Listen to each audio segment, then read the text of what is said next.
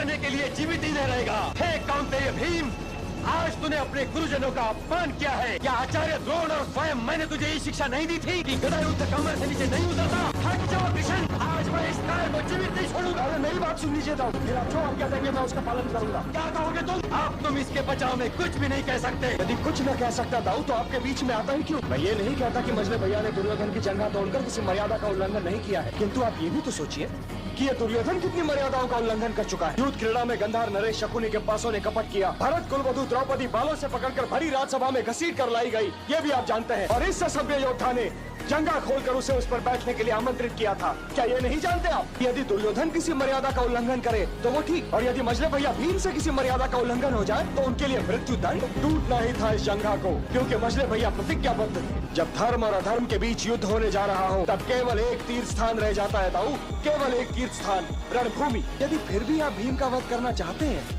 तो ये लीजिए, मैं हट जाता। मैं फिर भी तुमसे सहमत नहीं कृष्ण। मैं सदैव इस बात पर लज्जित रहूंगा कि स्वयं मेरी बुआ का ये पुत्र मेरा शिष्य भी है, और मैं सदैव इस बात पर गर्व करूंगा कि मैं दुर्योधन का गुरु हूँ। ताऊ की बात का क्या बुरा मानना मजले भैया? वो मर्यादा को अलगत्व में देखते हैं, किंतु मर्यादा शून्य में नहीं होती। इसलिए आप अपना मन मैला न कीजिए। दुर्योधन को उसके मृत्यु के साथ अकेला छोड़ दीजिए, क्योंकि इसकी मृत्यु उसके पराजय से अधिक महत्वपूर्ण नहीं है। ये धर्म की विजय और अधर्म की पराजय का दिन है।